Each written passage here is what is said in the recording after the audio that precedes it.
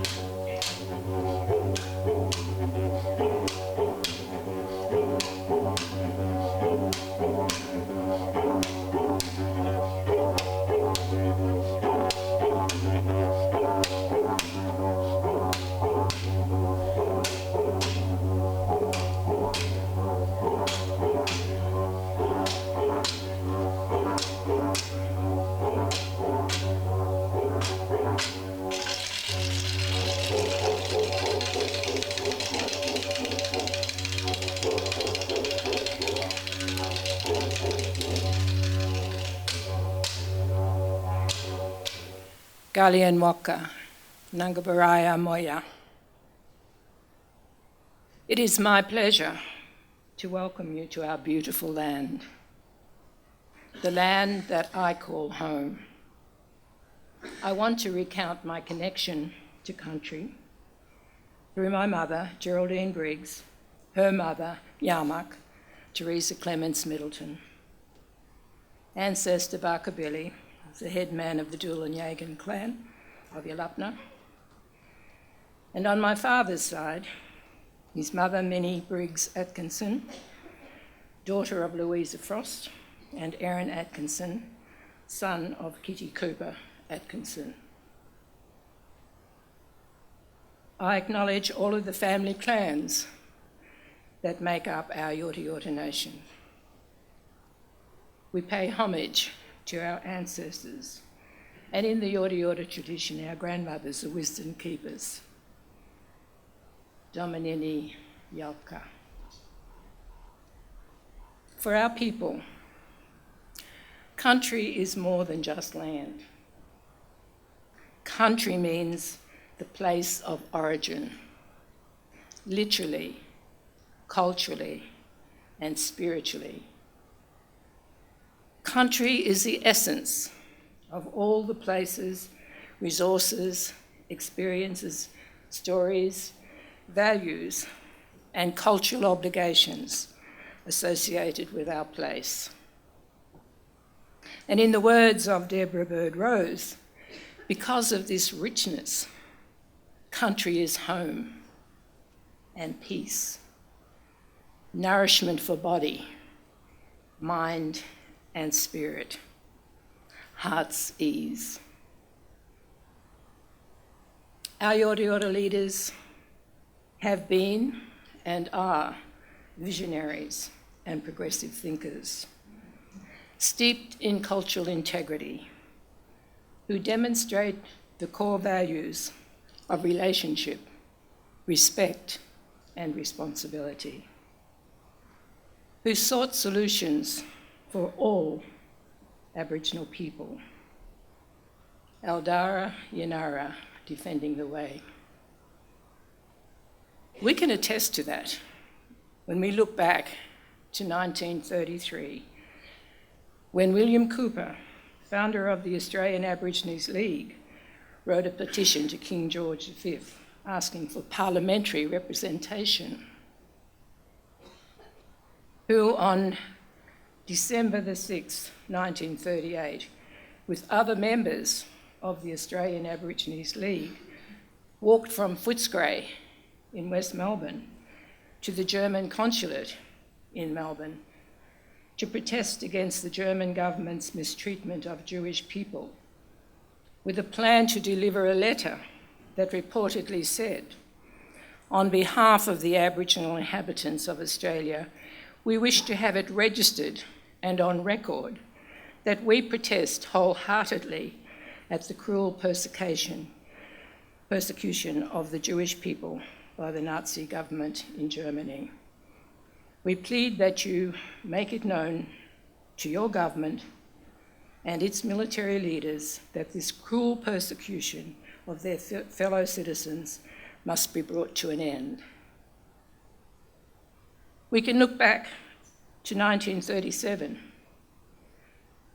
at the Aborigines Progressive Association, whose leadership included Yorta Yorta man Jack Patton as president, who was joined by other Yorta Yorta people, William Cooper and Doug Nichols and Margaret Tucker, along with others prominent in the fight for Aboriginal rights.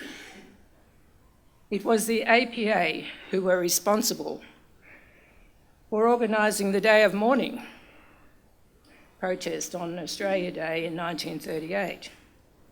And they protested against the callous treatment of our people by the white men.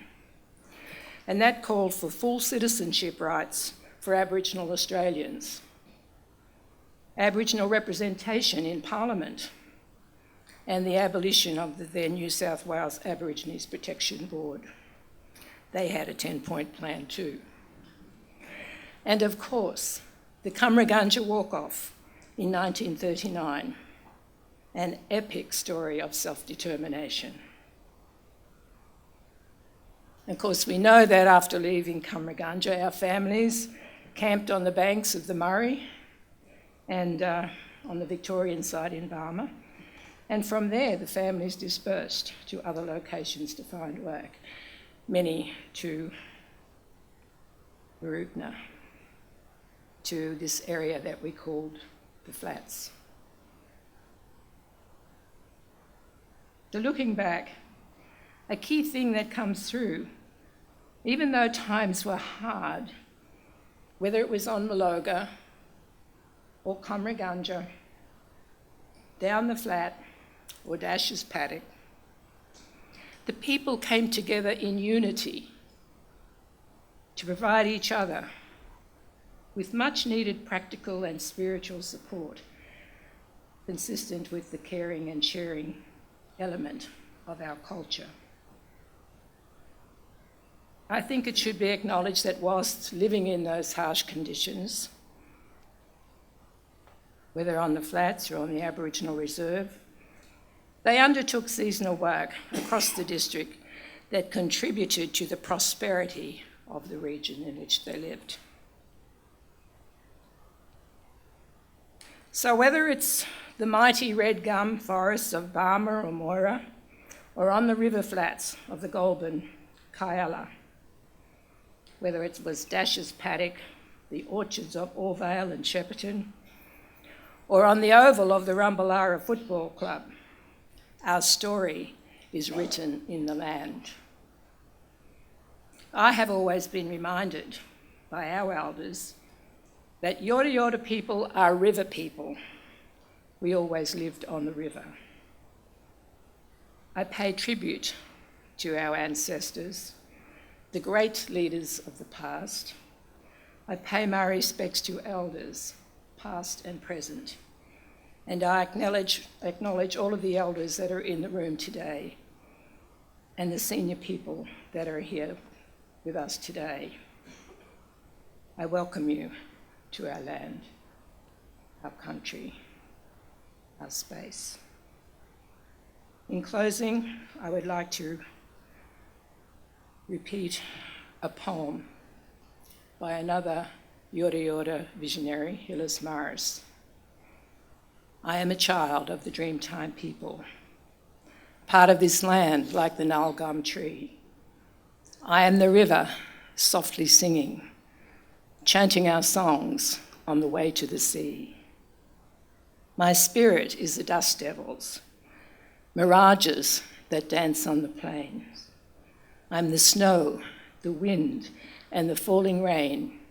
I'm part of the rocks and the red desert earth, red as the blood that flows through my veins.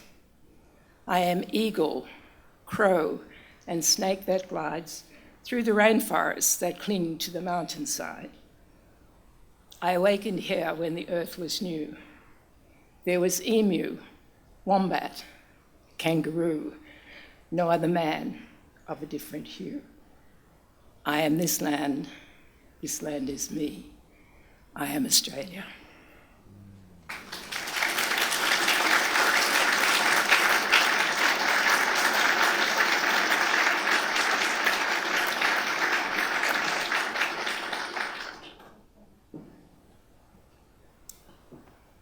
Thank you, Annie Lois.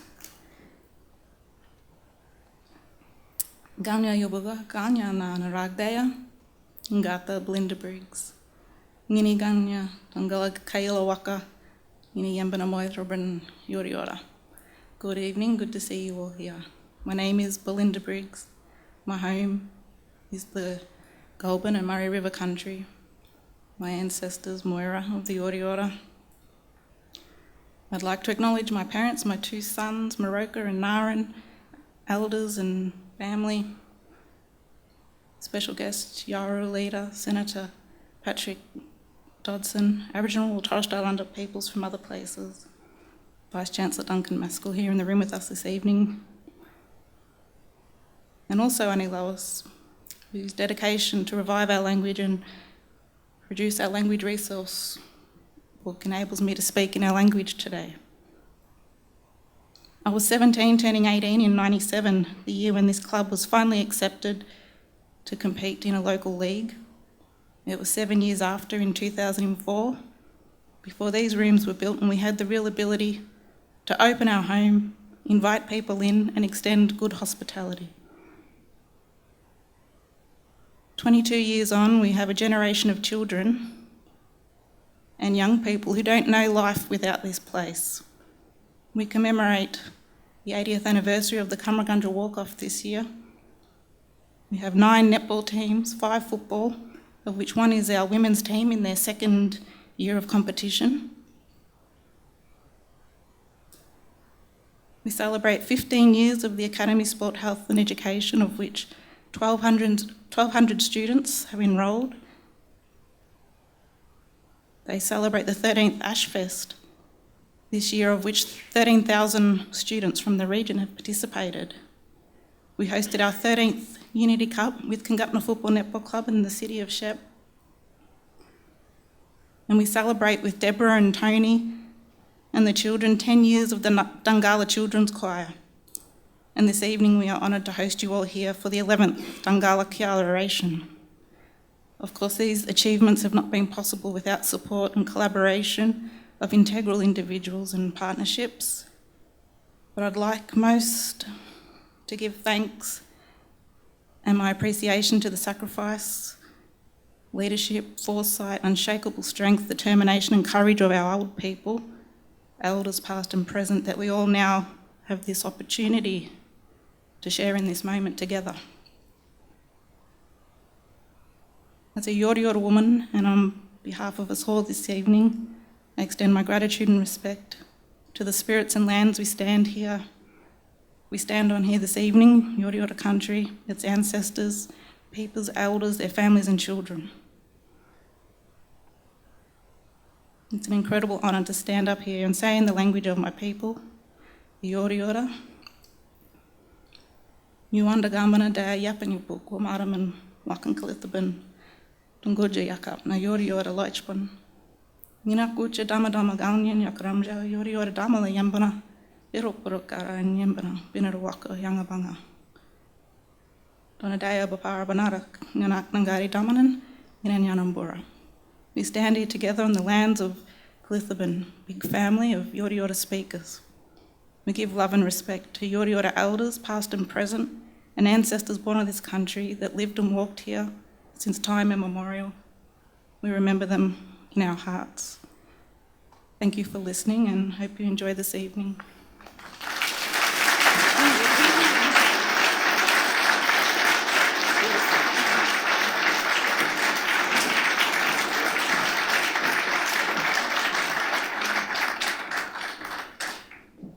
Thank you, Auntie Lois and Belinda, for your beautiful and eloquent acknowledgement of our Yorta Yorta country and also our history and culture. Please accept those gifts as a very small token of our appreciation. I'd now like to introduce Paul Briggs to the stage to formally open the 11th annual Dungala Kaiela Oration. Paul is the Executive Chair of the Kaiela Institute and President of the Rumbalara Football Netball Club.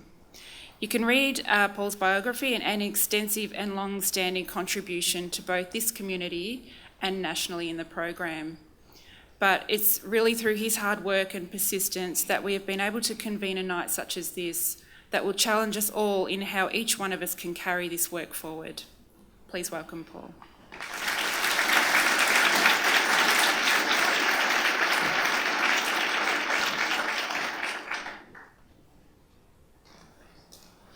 Thank you, Karen. Good evening, everyone.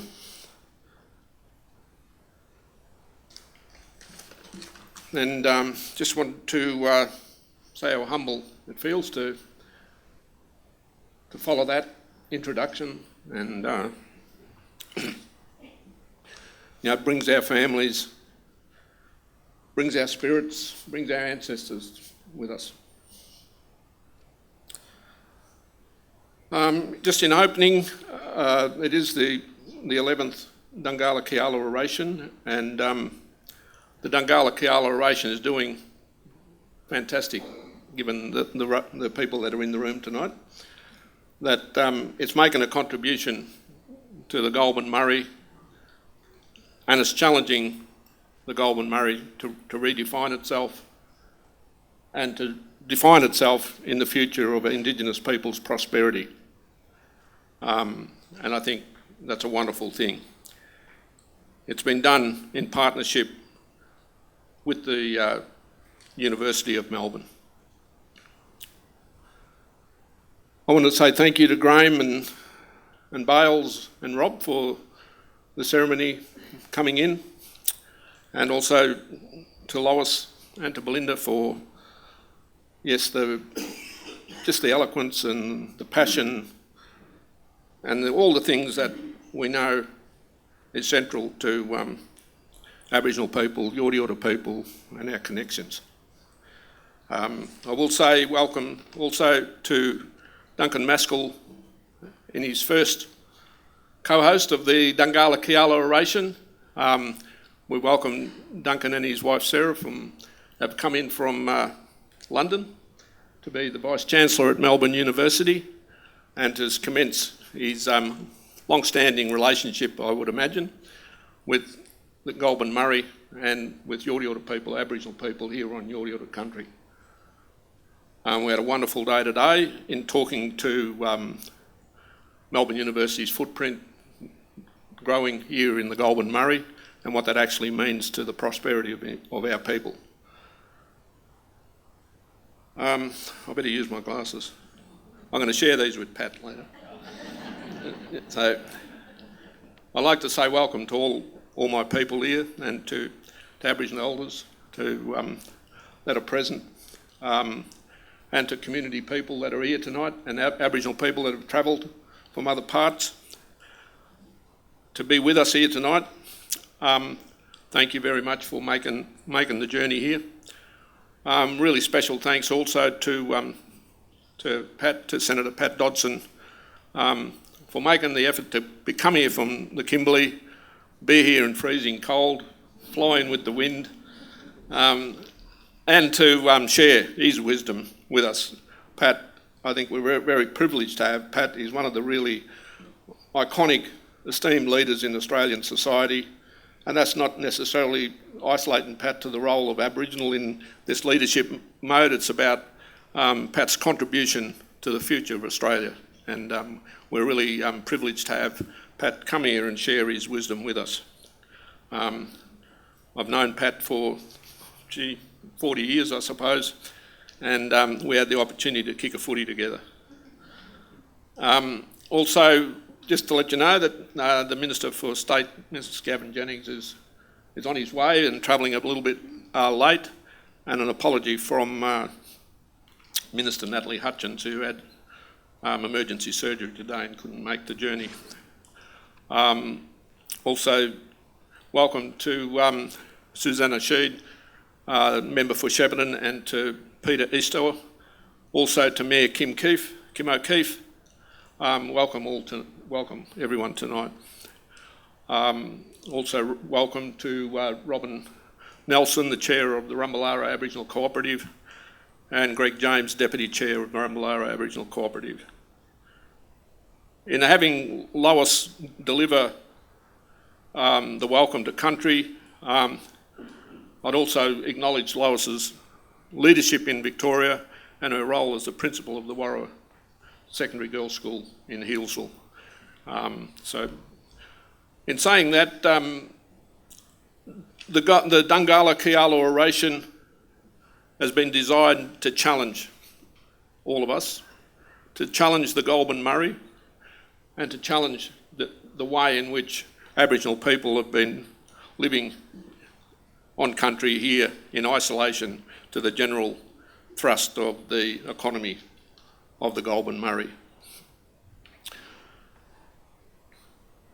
After 11 years of the Dungala Kaiela Oration and a 14-year partnership with Melbourne University in the development of the Academy of Sports, Health and Education, it feels like we're on the cusp of change, and the inspiration that we might be able to gain from the thought that we may be able to eke out a treaty relationship with the Victorian State Government, and we value the opportunity that partnerships have played in bringing about and instilling confidence in the State Government to actually take this path. With the Kaiela Institute, the partnership with Melbourne University, with Jarwin, and for those that don't know Jarwin's like a corporate dating agency. And I think they're here somewhere. they bring corporate Australia to us, and then they identify opportunities within Aboriginal organisations, and corporate Australia make contributions to the growth of Aboriginal organisations. We also value the notion that we can start to define what an inclusion agenda might look like for the Goulburn Murray. It's not my job to give an oration, so I'm going to start to pull up here. But it's been the role of the Football Netball Club, the role of Kaiela has been pivotal in having infrastructure that drives partnerships, and it's through these sorts of partnerships that we start to see change emerging, and it's through those partnerships that we develop relationships that are really important and where we build trust. Those partnerships have been instrumental, and I think Belinda talked about the numbers of students that have been impacted by this through the Academy of Sports, Health and Education. And I'm really excited about the investment that's occurring in having six of our people now doing PhDs with the University of Melbourne and getting towards the end of that, and others that have done their masters in business and also starting to have impact in our community. These are like the Dusty Martins of football, I think. They're going to be game changers, and I think that's great. And the number of kids that are starting to come out of the Academy of Sports, Health and Education, there's currently 100 young people enrolled in ASH and across VCAL and across Certs 3 and 4.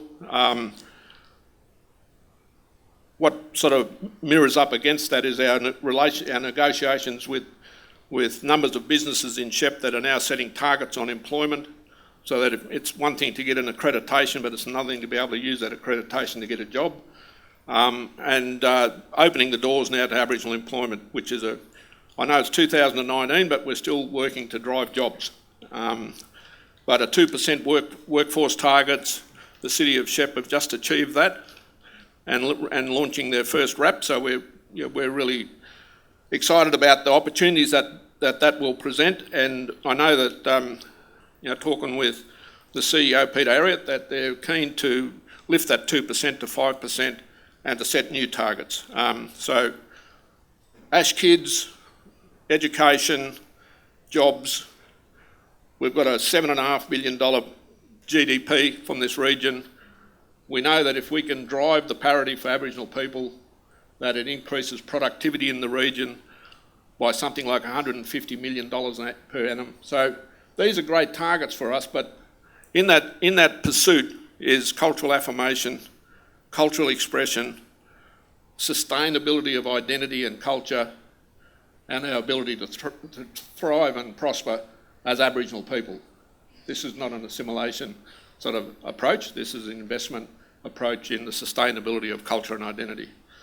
So in saying that, I'll invite Karen back to the stage, and I'll step down and let you enjoy the evening.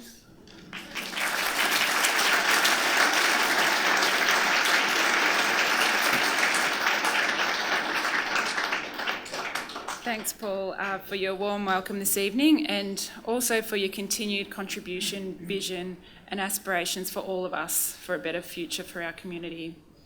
I'd now like to introduce Professor Duncan Maskel, the 20th Vice-Chancellor of the University of Melbourne.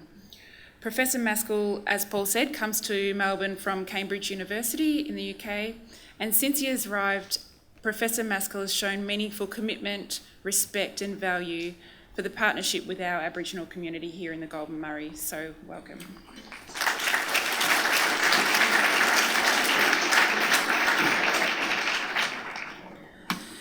Well, I'm very glad that I don't have to follow Auntie Lois and Belinda's speeches, because what beautiful poetry they spoke, in addition to the actual poem that you recited. Very meaningful and moving. Thanks to everybody here. I want to start, of course, by acknowledging the traditional owners of the land we meet on, the Yorta Yorta people. I pay my respects to Yorta Yorta elders, past, present and emerging, and I acknowledge all Indigenous people here this evening, whether from Yorta Yorta country or other parts. And of course, I include in that tonight's guest of honour in 2019, Dungala Kaiela Orator, Senator Pat Dodson. Welcome, Senator. It's really great to share the same platform as Paul. I didn't mean to say that Paul wasn't poetic, incidentally, in following in his own sweet way. I really want to acknowledge publicly for the first time, really, Paul's leadership and also his friendship and welcoming towards me personally since Sarah and I arrived here from overseas in the second half of last year. That has meant a lot to me personally. Thank you. At the risk of embarrassing him, I will also mention a story about Paul in the Financial Review magazine a few days ago, rightly acknowledging his many years of leadership in this community in Shepparton and the Goulburn Valley, and more widely throughout Australia. It's really great to be here again at the Rumbalara Football Netball Club. I was here for the Unity Cup last April, and what a fantastic tradition that is, honouring the grandmothers, mothers, aunties and sisters who together form the bedrock of this community and of all our communities. It's always interesting to see the pictures around the walls here, honouring stories of great Aboriginal sports achievement, both in this community and on the national and world stage. I really love sport. I've been a fan of AFL for a very long time, despite the fact I come from England. And it's great that Aboriginal people are being more well recognised for their massive contribution to the sport. Tonight's event has many meanings for the community, for Australia, and for this university, which I'm privileged to lead, the University of Melbourne. For the university, one meaning of tonight is that it's a reminder of how strongly we have been committed in the Goulburn Valley for many years. During my time as Vice-Chancellor in the years to come, I want you to know we will continue and develop that commitment to the region and to this community.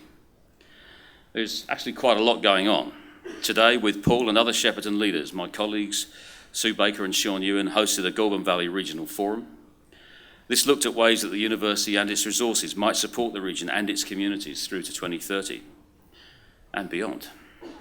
The university is a very large and complex organisation with a lot of positive footprints it can make in a community. The university can and does make its mark in healthcare, sport, and in regional industries, including agriculture and veterinary science. And of course, it makes an important mark, and I hope an enduring mark, in education. Already we have more than 2,000 students undertaking training or an education program with university support each year. We're also a fairly important employer in the region with more than 160 people employed by the university in this region. And we have a number of locations, each doing important ongoing work in different areas, including our Dookie campus and the Goulburn Valley Equine Hospital. And that's one place I feel right at home because when I was back in Cambridge, I used to run the veterinary school there and the animal hospital. I'm not a veterinary surgeon, incidentally, so don't come looking if you've got a sore horse. The university's very important work here includes supporting ASH, the Academy of Sport, Health and Education. And again, thanks to all the ASH volunteers doing a great job here tonight. ASH was established in partnership with Rumbalara in 2004, and it's fantastic to see today how it has become a thriving Indigenous-led education and training centre. This partnership will develop further in the next couple of years as part of the Monara Centre for Regional Excellence, for which the university is the education partner. So after I began as Vice-Chancellor last October, one of my first public roles was helping celebrate the 20th anniversary of the university's Department of Rural Health, which does fine work in professional health education and research training and support in the community. The university also works to support the Centre for Excellence in Rural Sexual Health, the Rural Clinical School, and the Goulburn Valley Regional Training Hub, and the Shepparton Medical Centre. So in a wide range of ways, we are embedded with this community as a core part of what we do. We're far from being a university just for the city of Melbourne. We are deeply involved with this region as well. One of the many important ways that the university supports in this community is by joining with the Kaiela Institute to support the annual Dungala Kaiela Oration. Our long-standing relationship with the Kaiela Institute has allowed us together to provide valuable thought leadership to the community through this oration and through other initiatives. Many important speeches have been given at this oration during the past decade, and tonight's will definitely be no exception. It is a privilege to be here. I'm pleased to see Senator Dodson here for the oration tonight, and this is actually the second time in a week that we've seen each other. It was also my privilege last weekend to attend the Garma Festival, where the Minister for Indigenous Australians, Mr Wyatt, the Opposition Leader, Mr Albanese, and Senator Dodson all spoke. Like the Dungala Kaiela Oration, the Garma Festival was an amazingly powerful experience. The Garma theme was Pathways to Our Future, and it's equally important to the university's presence here too. It's extraordinary for me to encounter the unbroken living cultures of Australian peoples who've been here for tens of thousands of years. I think the power of hearing language spoken or sung, whether Yawuru Matha in East Arnhem Land or Yorta Yorta here in the Goulburn Valley, as a core part of their own culture, is something that all Australians should know about. But so far they don't. And Belinda, thank you for your welcome and acknowledgement in language tonight as well. As individuals and as communities, I think we're all of us on an unfinished journey to reconciliation. Experiences like tonight's are important and helpful moments along the way. For the University of Melbourne, our focal contribution to reconciliation lies through partnerships, particularly in education and research, including initiatives like the new Indigenous Knowledge Institute, which we are announcing this week. You can read more about that if you want to at the University of Melbourne Vice-Chancellor's webpage after tonight, if you want to. So, finally, tonight's Dungala Kaiela Oration is another opportunity for us as a nation, as a community and as a university to stop and reflect again on where we have been and where we need to go together. Thank you to everybody for being here tonight.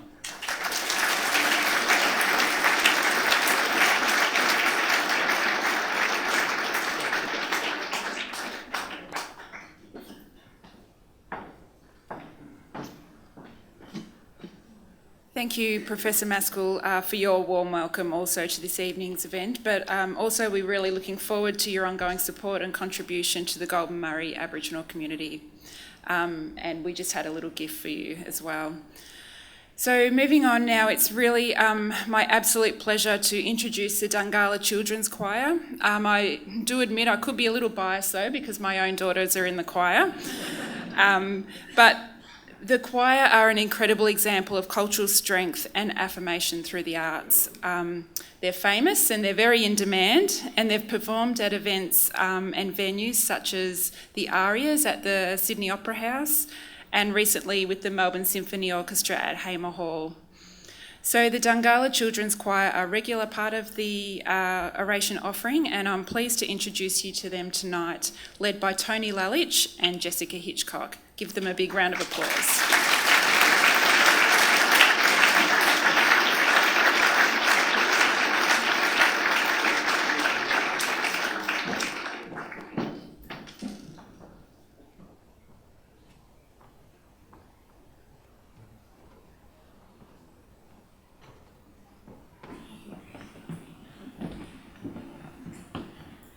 Hello everybody, I will talk very quickly. My name is Jess Hitchcock.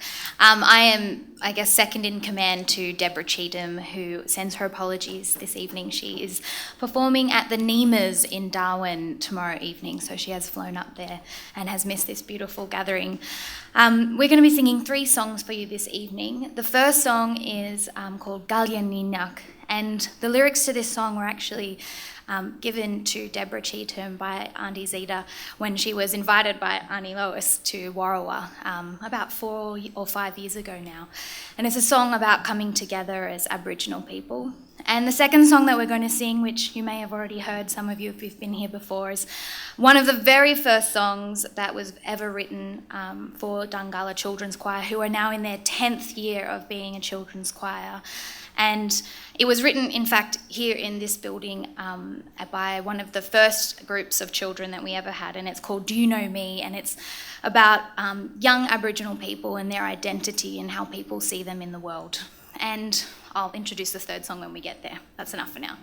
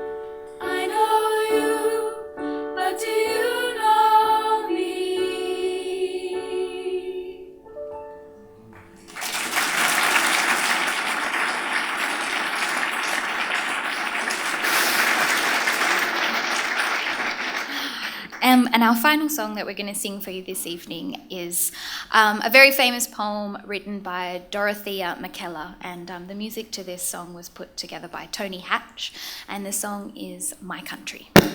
Oops, sorry.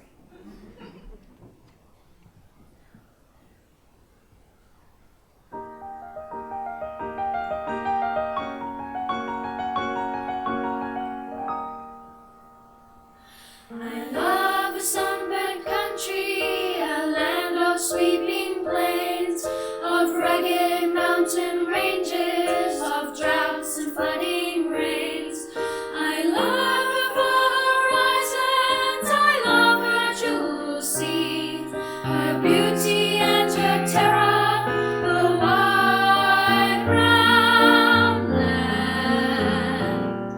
For me, Australia for me.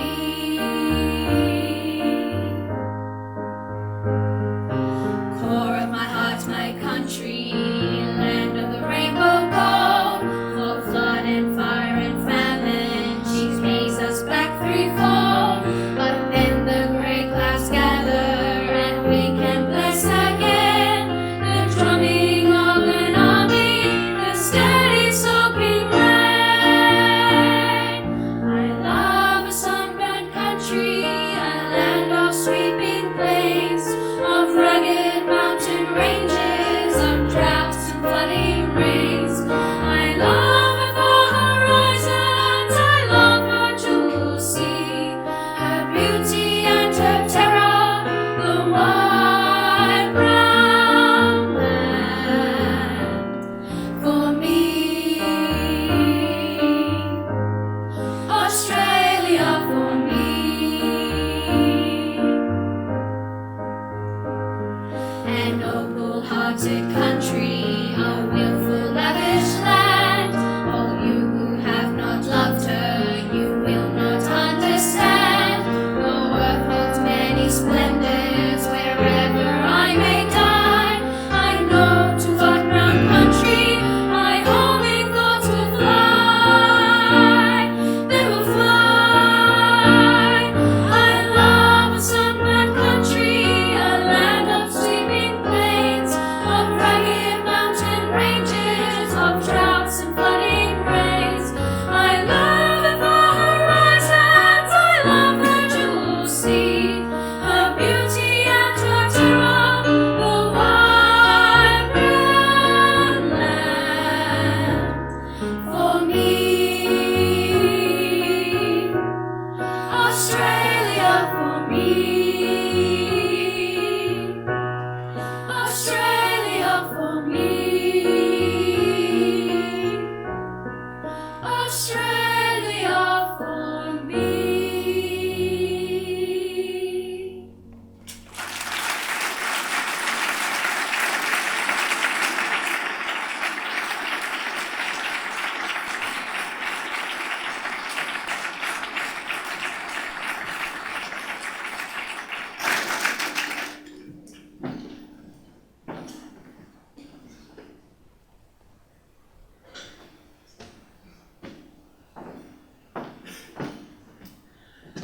Thank you, Jessica, Tony, and all the beautiful children in the choir. I reckon we could give them another round of applause.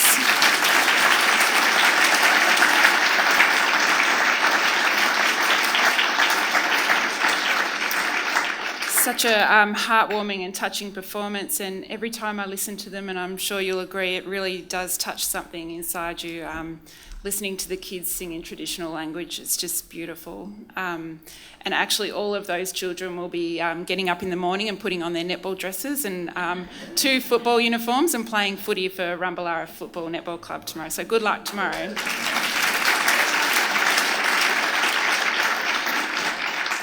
So now we get to the main part of the evening, and I'm really happy to introduce you to our keynote speaker, Senator Pat Dodson. Senator Dodson is a Yawuru man from Broome in WA. He's dedicated his life work to being an advocate for constructive relationships between Indigenous and non-Indigenous peoples, based on mutual respect, understanding and dialogue. He's a recipient of the Sydney International Peace Prize. He has extensive experience in Aboriginal affairs, previously as the Director of the Central and Kimberley Land Councils and as a Commissioner in the Royal Commission into Aboriginal Deaths in Custody. He also served as inaugural Chair of the Council for Aboriginal Reconciliation and as co-chair of the Expert Panel for Constitutional Recognition of Indigenous Australians. Prior to his endorsement by the Australian Labor Party as a Western Australian Senator in March 2016, he was a member of the ANU Council, adjunct professor at the University of Notre Dame and co-chair of the National Referendum Council. Please join me in warmly welcoming our 2019 Dungala Kaiela Orator, Senator Pat Dodson.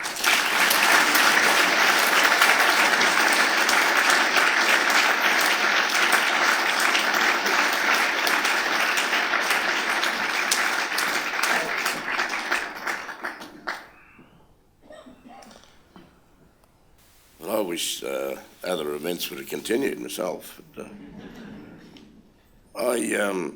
I've got a bit of a cold, and I ask that you bear with me. But can I acknowledge the wonderful welcome we had, Lois and Linda and Mr. Briggs. I will need those glasses. Thank you. My brand new set of glasses I left on the plane somewhere. But I'm totally impressed by the young people singing. I've heard them before in Melbourne when Deborah was there present with them. And to be on Yorta Yorta country and all the elders, I acknowledge you and your leaders before you and the contribution you've made, enormous contribution that's been made by your people.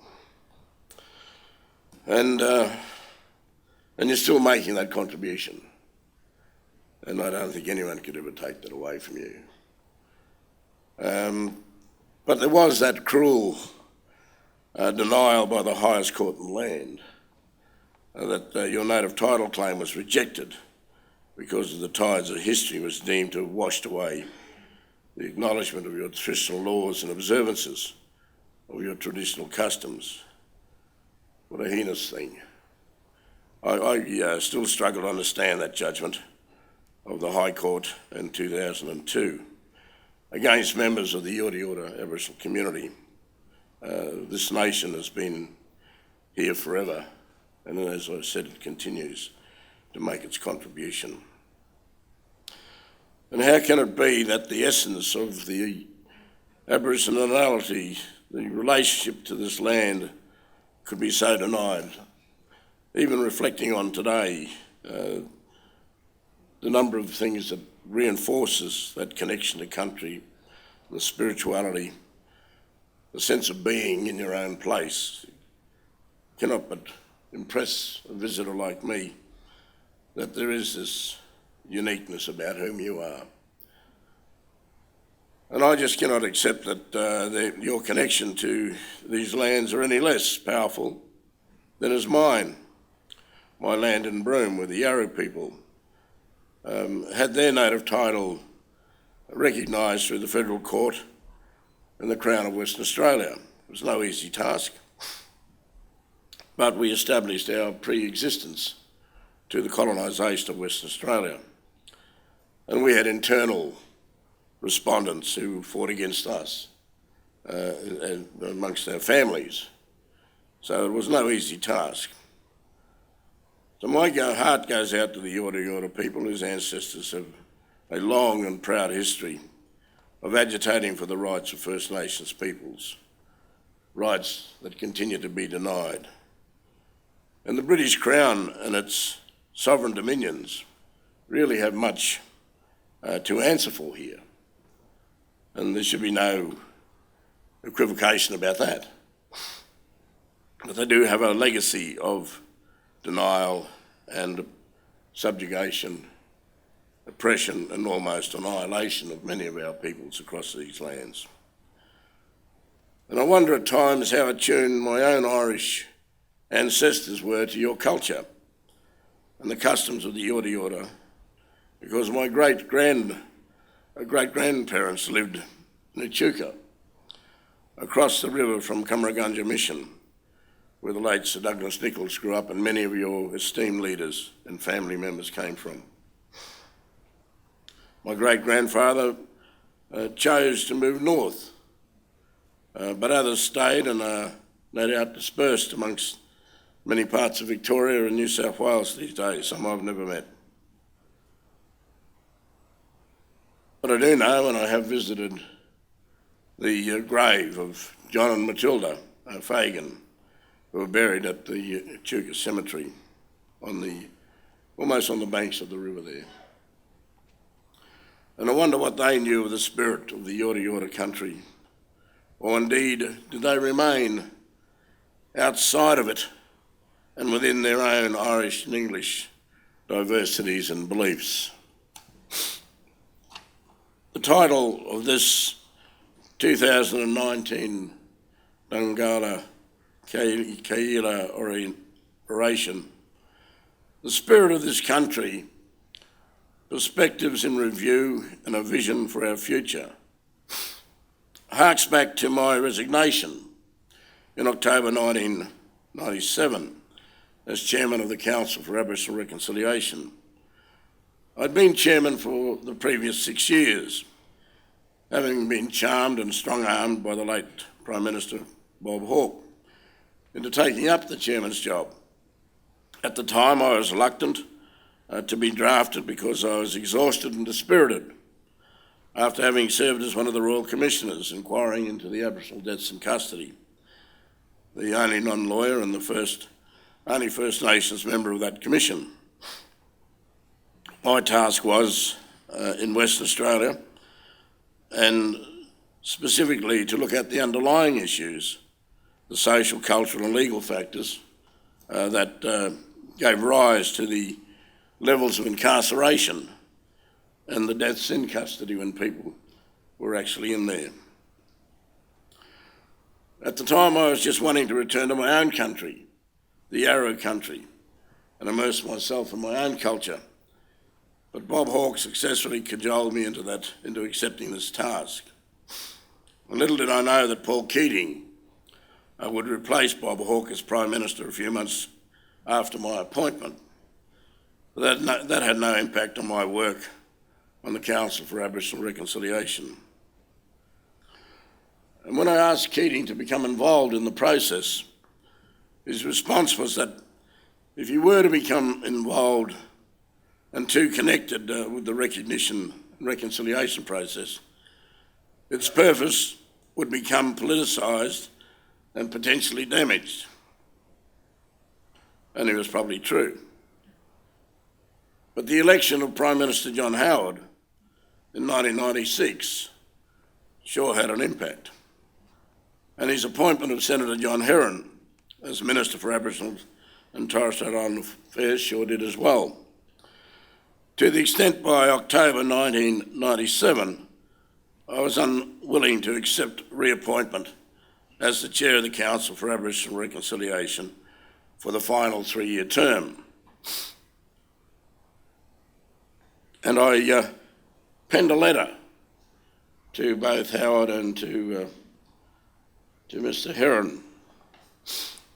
And to give you some context to the title of tonight's oration, let me quote exactly what I wrote to the Prime Minister, Mr. Howard, and to John Heron at the time.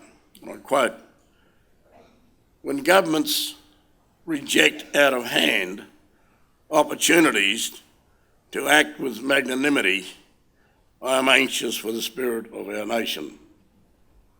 When governments reject out of hand opportunities to act with magnanimity, I am anxious for the spirit of our nation. And my anxiety then was only simmering. An opportunity for magnanimity has a real challenge for those in power, our leaders, and for the broader Australian community. if we recall the battles that have gone before us. By the end of the Howard era, although I was well removed from the Canberra scene, my anxiety was boiling over. I'd actually gone to South Africa to understand how they'd managed not to kill each other in the establishment of their republic through the process of dialogue and scenario planning. But I don't want the focus of my talk tonight to just be about the dismal history of Aboriginal affairs under John Howard and John Heron. That was just one episode out of a long saga of political perfidy. And that long saga is what I want to traverse tonight, if I can. The Yawuru statement from the heart called for a Makarrata Commission to supervise a process of truth-telling about our history and about agreement-making, about treaties. What I want to do in this oration is apply truth-telling to the performance and policies of our major political parties, including my own Labor Party, as they have related to and affected Indigenous people since the 1967 referendum. I want to shine a spotlight on the past 50 years of our history, a history of progress and prosperity for Australia's non-Indigenous peoples, for Indigenous peoples, a history of disempowerment, disadvantage, discrimination and despair. One outstanding characterisation or characteristic of that history has been the unremitting attack on Aboriginal advisory regimes by successive Commonwealth governments.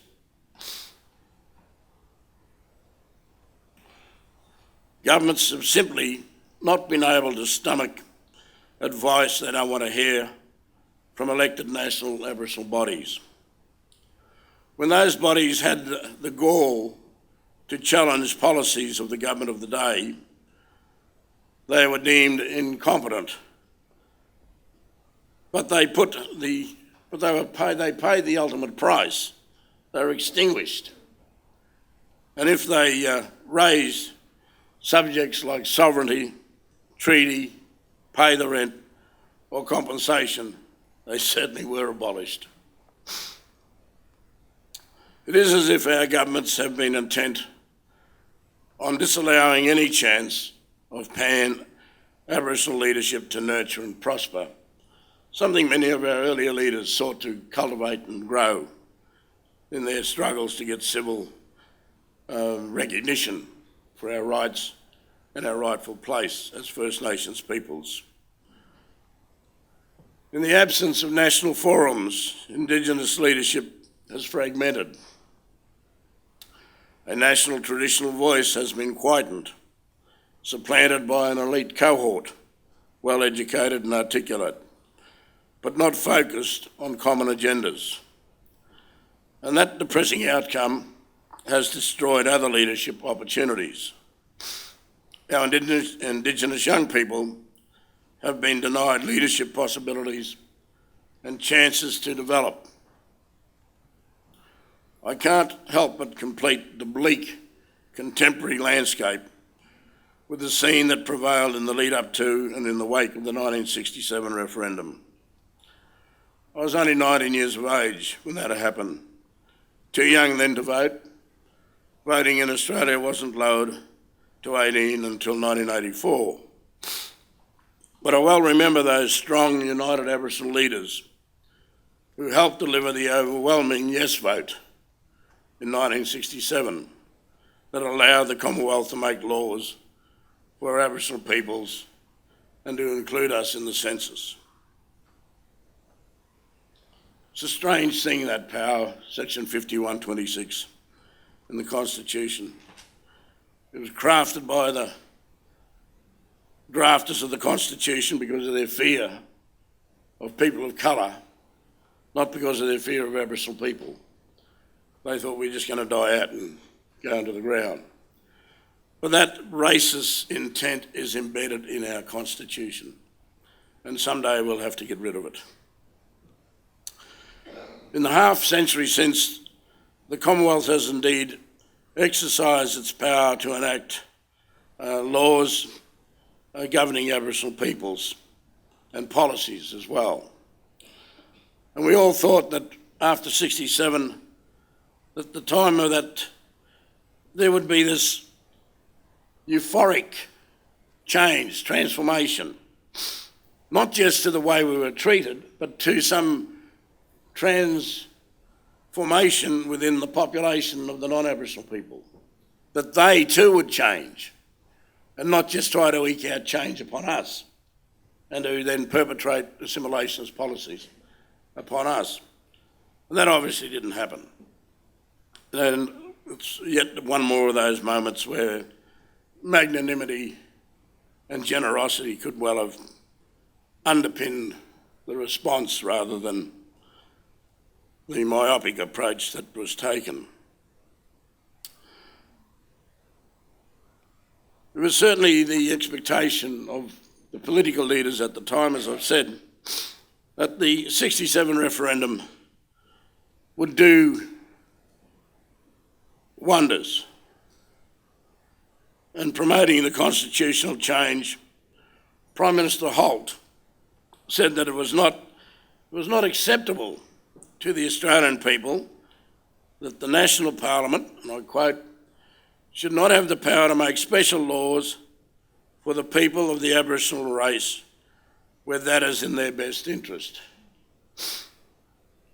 Even the Australian Country Party, today's National Party, through its then Deputy Leader, Doug Anthony, said at the time that the Constitution Amendment would, and I again quote, give the Commonwealth Government, for the first time, power to make special laws for the benefit of the Aboriginal peoples throughout Australia. But the 67 Amendment turned out to be a Trojan horse and has allowed injustices to be unleashed upon the Aboriginal people, as we recall only too well in the Hindmarsh case. The High Court in that infamous Hindmarsh Island decision ruled in 1998 that it is open to the federal government to enact special laws which are detrimental to and discriminate adversely against Aboriginal Australians, solely by reference to race, to their race. But back to Harold Holt, who had never demonstrated much interest in Aboriginal affairs until the 67 referendum. He was apparently blindsided by the overwhelming public support for the referendum and in response created the Council for Aboriginal Affairs, a triumvirate of three distinguished white men: former Reserve Bank Governor Nugget Coombs, the acclaimed anthropologist Bill Stanner, and a public servant out of Foreign Affairs, Barry Dexter.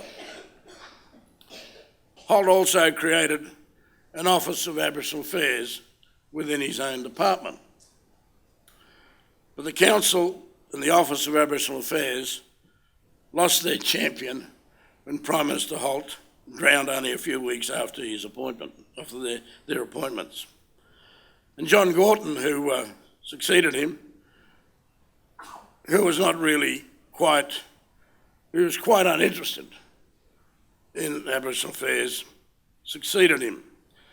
That left the way open for the Country Party, today's National Party, I'll remind you again, to prevail on all matters Aboriginal, even prevailing over Gorton's well-intentioned ministers in charge of Aboriginal affairs, Billy Wentworth.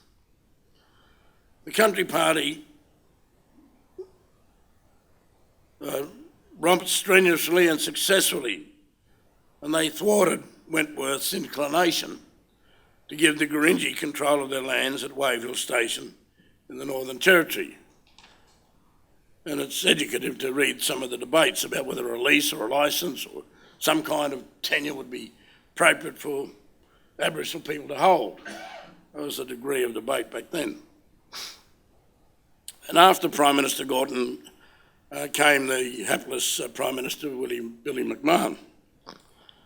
The low point of his administration was his rejection on Australia Day 1972 of land rights in the Northern Territory, which provoked the creation of the Tent Embassy on the lawns outside Parliament House in Canberra, where people still reside today.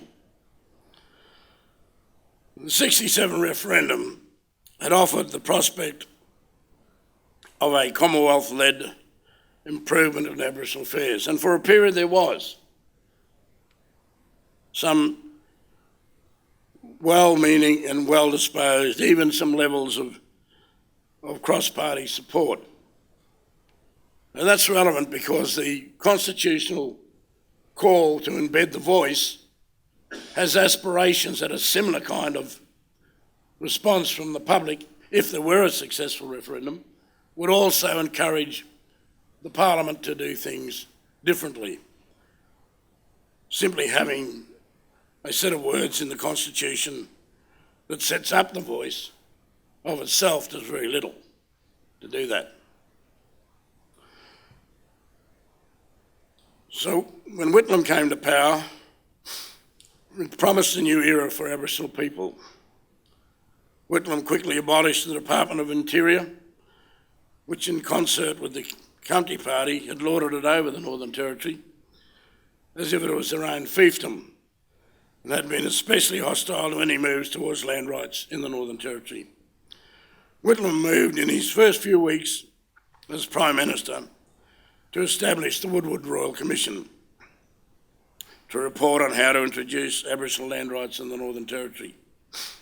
Short as it was, the Whitlam era signalled a turning point in Commonwealth policies and administration affecting Aboriginal affairs. You can imagine, from terra nullius to a government now concerned about how to pass laws in land to give people rights to that land, their own land, from an oppositional basis that say people were not entitled to any land or to any kind of significant redress for the injustices perpetrated upon them. All sounds like similar debates today to me.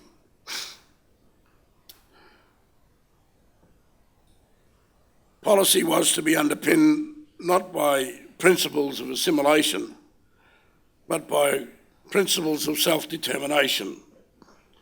Some of us might remember those debates and arguments over that period.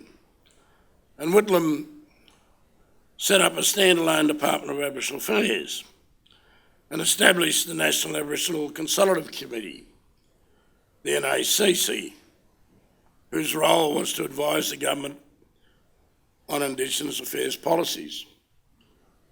No, it was to advise the government on Aboriginal affairs, Indigenous policy. But the NACC seemed to get too big for its boots too. Because Whitlam's second Minister for Aboriginal Affairs, Jim Kavanagh, even threatened to defund it because it was pushing to be more than just an advisory board. Whitlam's successor, Malcolm Fraser, got rid of it altogether in 1977 because he thought it had not been providing effective advice. As committed as Fraser was to the policies of anti-discrimination, he and his Aboriginal Affairs ministers were largely unwilling to exercise the authority which the 67 referendum had handed to the Commonwealth. Prior to 67, the states controlled and managed the lives of Aboriginal people.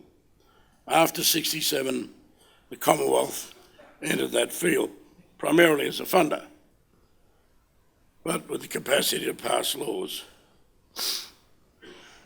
They shrank from acting against state governments in Queensland, Western Australia, to fix up their atrocious handling of Aboriginal affairs. But Fraser did enact the Land Rights Act in the Northern Territory, although he had diluted the legislation that Whitlam didn't get to pass. There was a section in that original act that enabled people to claim land on the basis of need and not just on traditional ownership, and that was removed under the Fraser government. And Fraser also replaced the NACC with another elected body, the National Aboriginal Conference. And it too found itself at war with the government. 2 years after Bob Hawke's government was elected in 1983, it got rid of the NAC, and in 1985, after years of argy-bargy and financial shenanigans. But Hawke did go on to create the Aboriginal and Torres Strait Islander Commission against a torrent of hostility from the opposition led by Mr Howard. In language similar to the current dismissal of a voice to Parliament as a third chamber, Howard declaimed ATSIC as a parliament within the Australian community for Aboriginal people as a monumental disservice to the Australian people. As popular as Prime Minister Bob Hawke was, and I'd harbour some reservations about the totality of his record in Aboriginal affairs. Early in July, the Parliament put aside a day for speeches to honour his record, and I reflected during that condolence motion that I approached Hawke's legacy with some frustration, some anger and annoyance, because he couldn't deliver to First Nations when it came to treaty and national land rights in particular. On national land rights, Hawke capitulated in the face of powerful forces like the hysterical lobby of a virulent mining industry, sadly backed by an equivalently virulent Premier of my home state, Western Australia. Hawke failed to deliver on his promise at the Barunga Festival in 1988 that there would be a treaty with First Nations. Rather, he established in 1991 the Council for Reconciliation and assigned the Council a 10-year brief to cultivate a new relationship between Aboriginal and non-Aboriginal peoples based on agreement making and bringing people together and trying to achieve a shared common history through its work and activities, and basically to cultivate a new relationship between Aboriginal and non-Aboriginal peoples of Australia, and thus lay the ground for an eventual development of a treaty. We've never seen that, of course. That process, which I led for 6 years, was not helped by the High Court's Mabo judgment in 1992, when Paul Keating was Prime Minister. And our work was further distracted by the High Court's Wick judgment in 1996, just after the election of John Howard as Prime Minister. Mabo demolished the myth of terra nullius. The Wick judgment held that native title rights could coexist concurrently on land held by pastoral leaseholders, but they needed to yield if there was a conflict. You can recall the hysteria that followed all of that in the public space, because people didn't read the judgment. In the case of Wick, John Howard sided with the white fearmongers and trumpeted the High Court with his 10-point plan that delivered bucket loads of extinguishment to native title. Within a year after the Wick judgment, as I said, I resigned as chairman of the Council for Aboriginal Reconciliation. And my letter of resignation said, it had been extremely worrying to watch the Howard government actively pulling apart the delicate threads of reconciliation that many Australians had been weaving into a beautiful garment. That's our task, is to weave the garment that we want as Australians, and not to let the politicians dictate what it is we might have.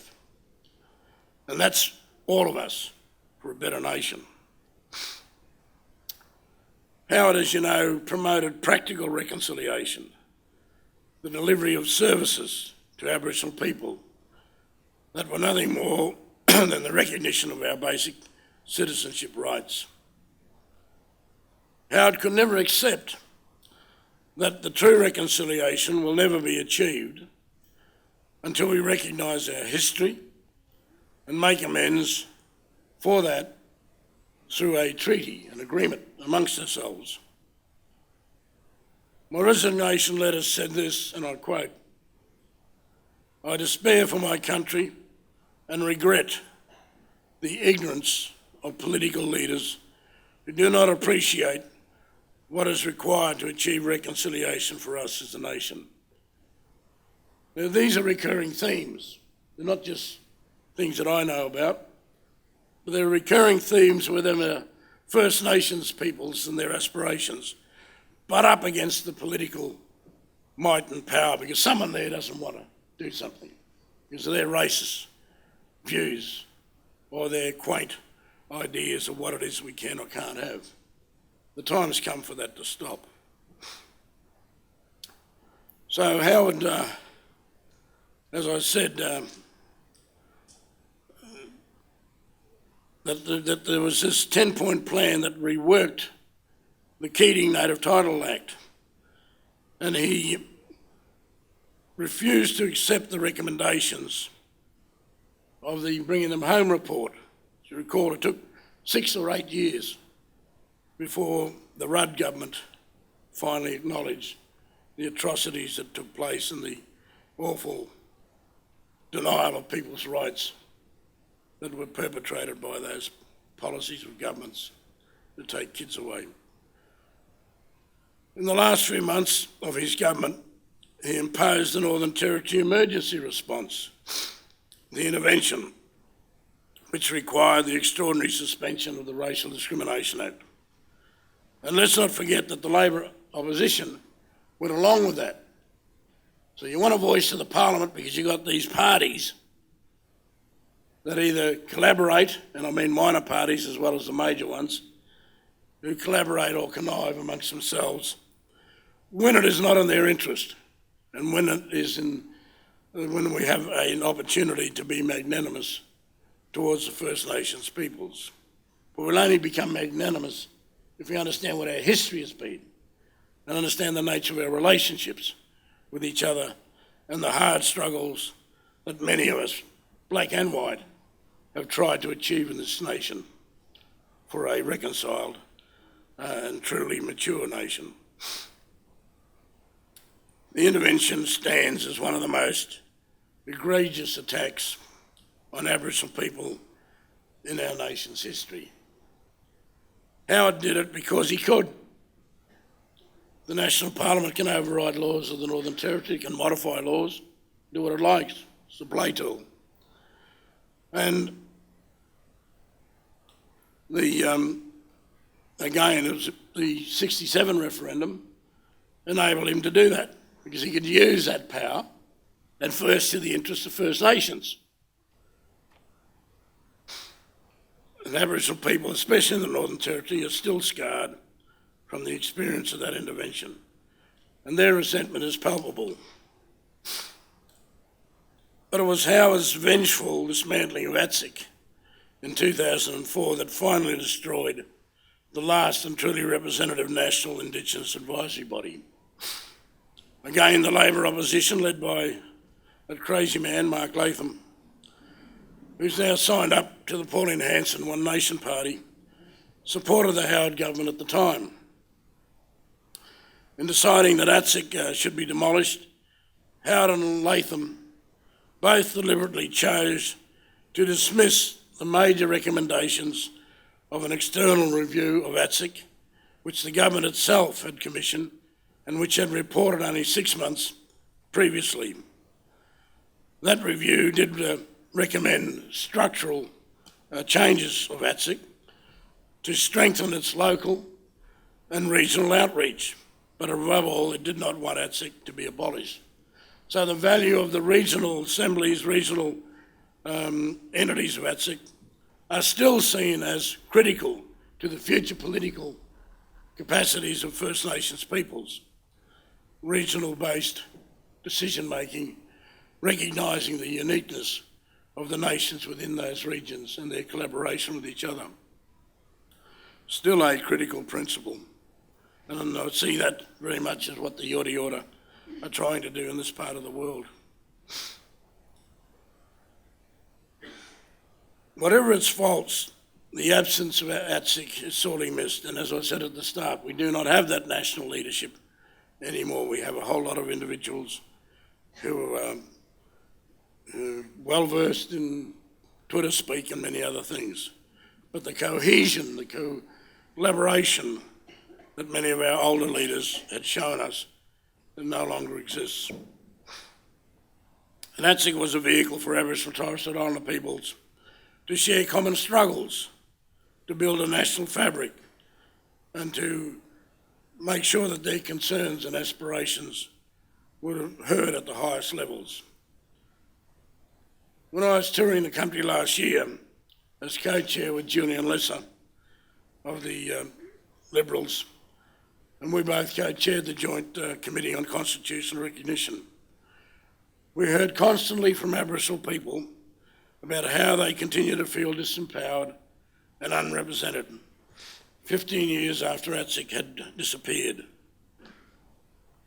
That refrain resonates through the round of regional dialogues that led up to the National Constitutional Convention at Uluru in May 2017. And it echoes mournfully in the Uluru Statement from the Heart. I quote, "This is the torment of our powerlessness.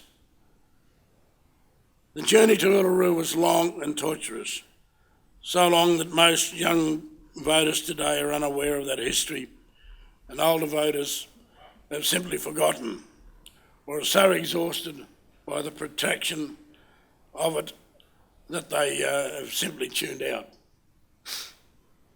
We had the expert panel on recognising Aboriginal and Torres Strait Islander peoples in the Constitution, which Prime Minister Julia Gillard established in 2010, and which I co-chaired with the Melbourne lawyer Mark Liebler. And we consulted widely. And we saw that the historic embedment of the power that goes with Section 5126 will always be there, with a capacity to be used adverse to the interests of First Nations. And yet it was seen as symbolic, an act of symbolism if it were to be removed. Well, it's a piece of law that needs to be removed. And maybe that's part of what the future holds for us. And there are many other reports, and I'm not going to go through them because we've had report after report, aspiration after aspiration, clarity of purpose being relayed to the Parliament, and it's in the hands of the leader, the miracle man. The council, these councils consulted extensively through a series of regional dialogues before the Uluru Convention and reported to Prime Minister Turnbull and the opposition leader Bill Shorten in June 2017. The council said in its recommendation for constitutional and extra-constitutional recognition, they're modest things. They're reasonable, unifying and capable of attracting the necessary support of Australian people. It's not too much to ask to have a say over laws that affect your life when you are a unique people, when you have had a unique history in the face of the power of governments over a long period of time. It's not too much to ask.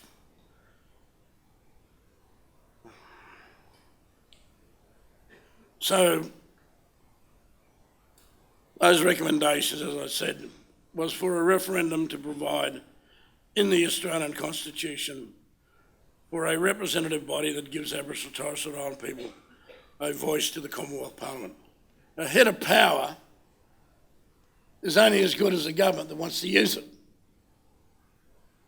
And a head of power in the Constitution recognising the voice could be as simple as 3 sentences. There shall be a voice to the Parliament. Its advice shall not be justiciable, and its shape and form shall be legislated by the Parliament. What's threatening about that?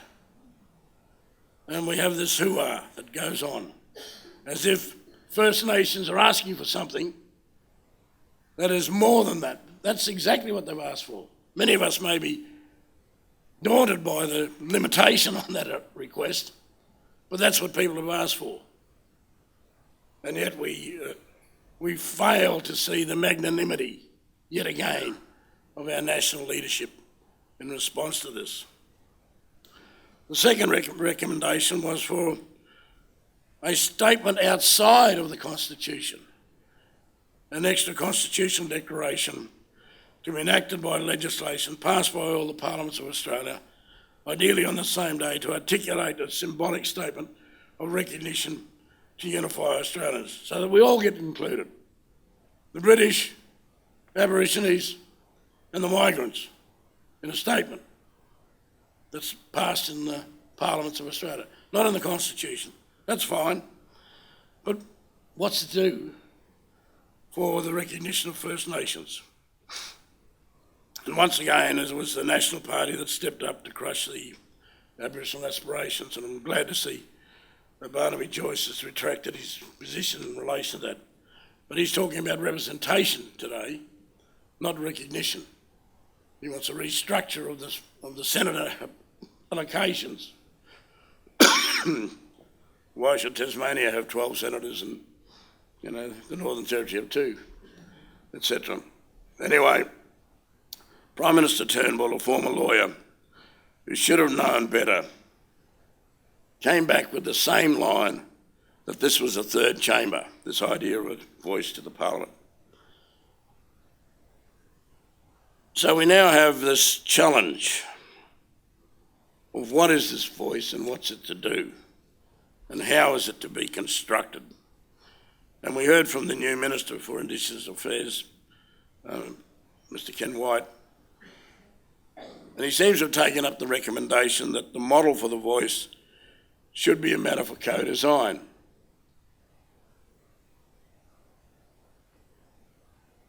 I say that because it's very unclear what he was intending to say at the National Press Club on the 10th of July, and was so muddled and opaque. And those of you who went to Uluru, I presume you're none the wiser from his disposition there. There is, however, a conflating of the concept of a referendum to recognise the First Nations. It's not to recognise the voice, it's to recognise some other set of words. What they are, we do not know. And how they'll be determined, we do not know at this point. Hopefully they'll become clearer as the Minister engages more with First Nations peoples. And similarly with the co-design process. But the principle has to be you start from the regional levels and you give respect to the regional nations to have their say, and not just leave that to a number of people who can understand Section 25 or Section 5126 or even anything with a constitutional history. So we're all in a vacuum, and being in a vacuum makes it hard to know where the future really lies. And that's why the work that I've seen here in the Yorta Yorta with your colleagues from Melbourne Uni and the Greater Shepparton Council and other players is so critical, because you can do things about that. You don't have to rely on the politicians. They're going to listen to you. They should be listening to you. And they should be attuned to the support that you require to improve the quality of life that you need in this place, and the recognition that needs to be given to the Yorta Yorta in this place, their country. And that's something we can do, or you can do. Certainly I would be very supportive of it. So the Yawuru Convention made it plain that mere symbolic recognition will not be satisfactory. And the statement from the heart was explicit.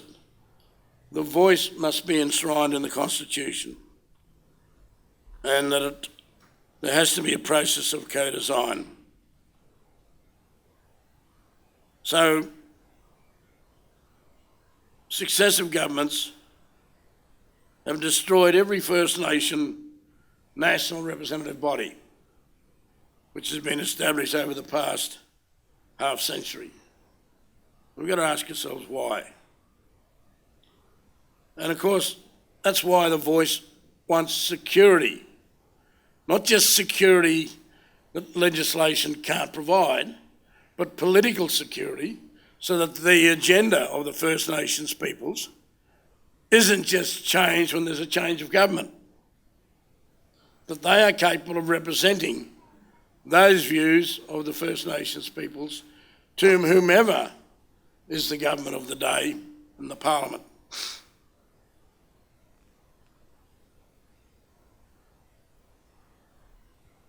And to those people who want to scare people, who continue to peddle the falsehood that a voice will stand as a third chamber or some divisiveness within our country, let me say this.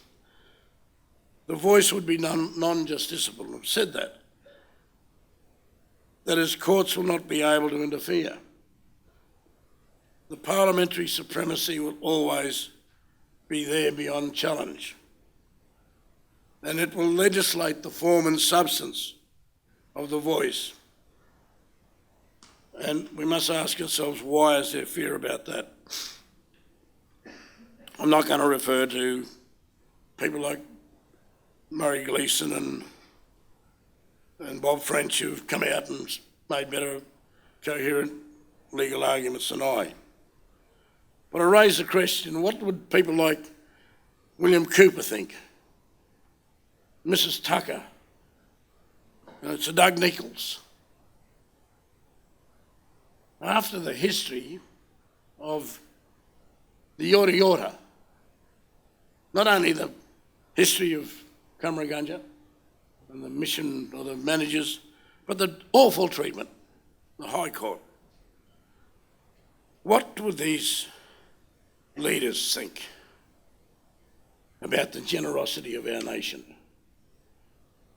And why is it that there appears to be a preference for a desire to keep in our hearts this voice that whispers and tells us that things aren't right, that things need to change, and that we can fix them. We can fix them. But preferring the whispering in our hearts that creates the guilt and the falsehood is not really a preference. We've seen that over the years, and better writers have written about it. So generosity is the key to my message.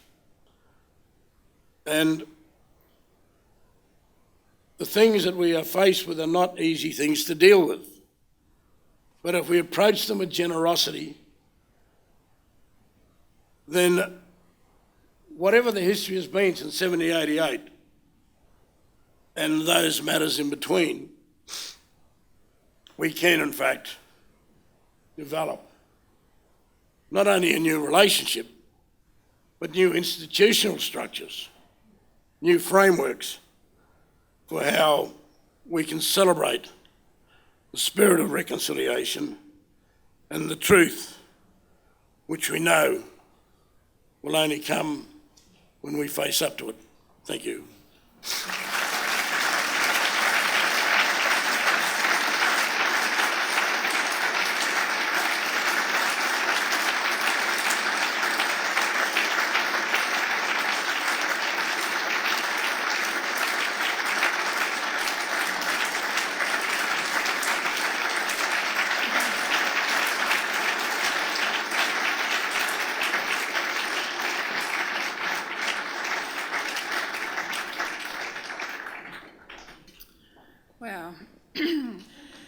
Thank you so much, Senator Dodson, for your incredibly thought-provoking and articulate oration. It really highlights the incredible strength of not only our Yorta Yorta ancestors and leaders, as you mentioned, but in fact Aboriginal people all across our country, and our continued patience and persistence as we wait for a commitment to long-term, meaningful and sustainable change. As you say, a generous change, the generosity in good faith and with an open heart. So thank you again. Please, another round of applause.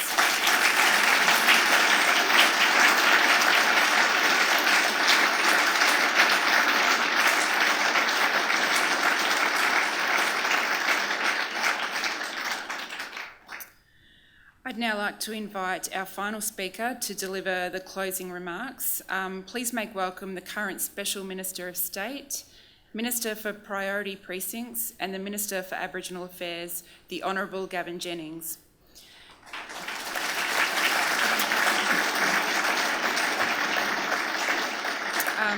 Gavin fully supports measures to build the capacity of the public service to deliver better opportunities for our community and to restore confidence through the high standards of integrity.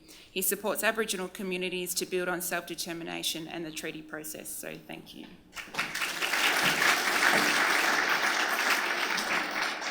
Karen, thank you for inviting me to the podium. It's been an honour to follow Pat to the podium. I'm so sorry, Lois and Belinda, that I was not here for your welcome to country. I acknowledge your community, the mighty Yorta Yorta people, elders past and present, and I'm very, very grateful to be in your country.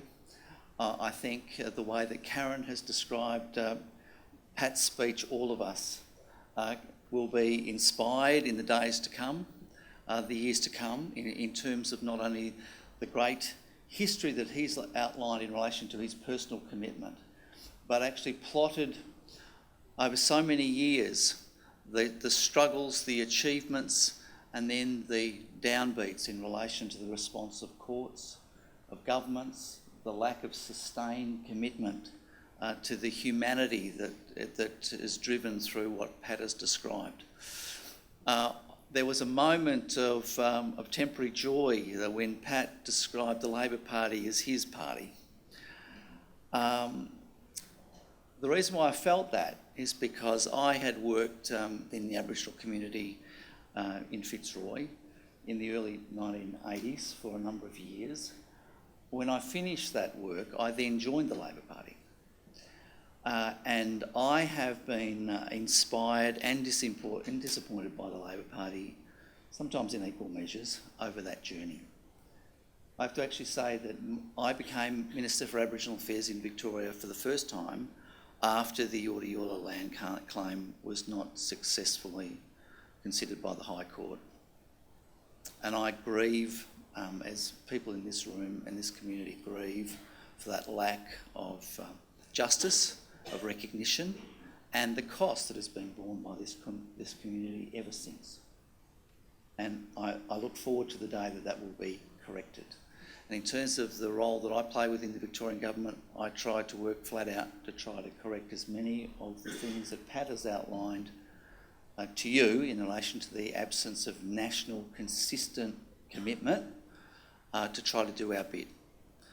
Victoria is 1/4 of this nation on a population base, not necessarily the Aboriginal community base across the nation, but very significant. And we are trying to do many of the things that Pat has identified as being lacking in the Commonwealth jurisdiction by the current government in relation to its openness to a voice. There's some contested views in Victoria about the best way in which the Aboriginal voice in Victoria should be organised, and I know many of you in the room will have various views about the way in which that voice should be expressed and that voice should come together. But we're creating an opportunity for that voice to be established. We're creating an opportunity for treaty to be negotiated. We do not kid ourselves. We do not kid ourselves that Aboriginal people, because of the experience and the history that Pat has outlined, People have been given false hopes. They've been given false expectations that laws and programs of government will actually ultimately come together to deliver on that hope. So I understand how precarious it is to give the benefit of the doubt by participating in processes that can actually let people down. But for what it's worth, I'm encouraging you to reflect on whether you give hope a chance and have a look at where those opportunities may be able to be seized in the next couple of years in Victoria. Because we're hoping to have a dip. We're hoping to give a voice. We're hoping to give expressions of self-determination. We're a government that's committed to treaty. We're not quite sure what that may lead to. I can actually honestly tell you, the government wants a treaty. It wants it to have meaning. It wants us to make a profound and lasting change. What that might mean, we don't know. We don't know the shape or form that it may take, because ultimately at the heart of it, unless self-determination and community control is an essential part of that, if it does not achieve justice in the hearts of Aboriginal people, if it's not driven by the intention of Aboriginal people, then it's not going to have a life. That's our challenge.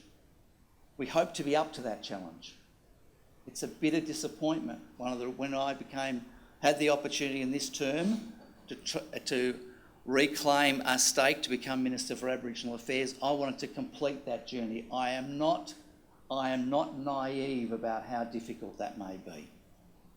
I am not naive that there may be pretty mixed views in this room about what treaty may be able to bring.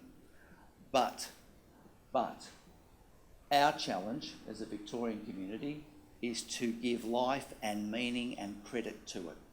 And if we can do that and follow in the spirit, which is the true spirit of reconciliation, but far beyond that, justice, recognition, respect, self-determination and the empowerment of Aboriginal people, then we'll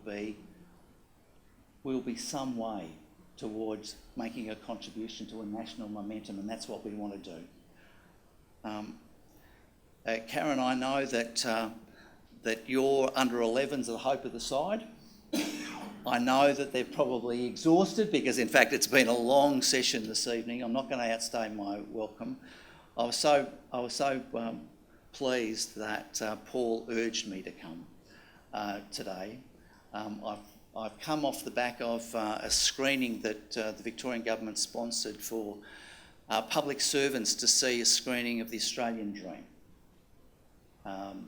Such a powerful film. If you haven't seen it, I know you'll be moved to tears. You'll be inspired by the courage of Adam Goodes, the inspiring words of Stan Grant, of Nova Peris, yes, of Gilbert McCannum, in a way that he expresses the desires, the hopes, the hurt that they have experienced on this journey. And we want public servants in Victoria to know that story. We want them to know it. We want them to be responsive, to be respectful. That's why I was a little bit late. That's why I missed the welcome to country, so my apologies. But it's a joy to be here. Paul is the only bloke that I know who has a personal friend as a senator, and according to Twitter speak, he has a senator as a son.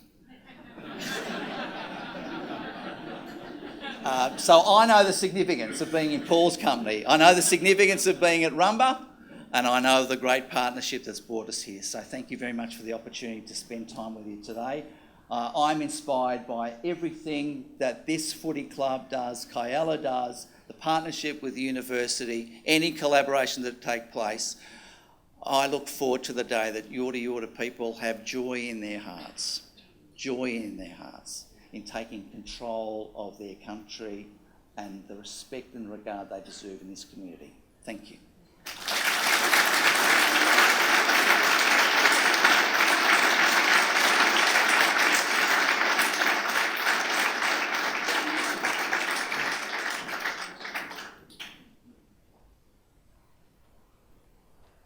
Thank you, Minister Jennings, for your closing remarks, and let's really hope that there is some form of meaningful recognition, especially when we're looking at the beautiful children in the room today. So just in closing, the oration is an initiative of the Goulburn Aboriginal community represented through Kaiela Institute and in partnership with the University of Melbourne. And we'd like to thank those across our organisations and our partners for their generosity and contribution to this, the 2019 oration. So thank you to the Greater Shepparton City Council, Jarwin, Kaiela Arts, La Trobe University, Nernda Aboriginal Corporation, Rumbalara Aboriginal Cooperative, the Rumbalara Football Netball Club, the University of Melbourne, including all those faculties in schools such as ASH, Marupbarak, the Melbourne Institute for Indigenous Development, Chancellery Engagement, the Faculty of Business and Economics, and the Department of Rural Health. I'd also like to take the opportunity to thank all those that have spoken today. It was such a beautiful and thought-provoking night. I'd also like to acknowledge the elders who have made it out here tonight as well. There's a team of people who work behind the scenes to pull this event together. Thank you to those people, especially Katrina, Deanne and Stephanie. In closing, I'd like to invite guests to stay on and enjoy some refreshments from Jetch's Cafe. Could all speakers gather at the front of the stage, please? So thank you and have a safe travel home.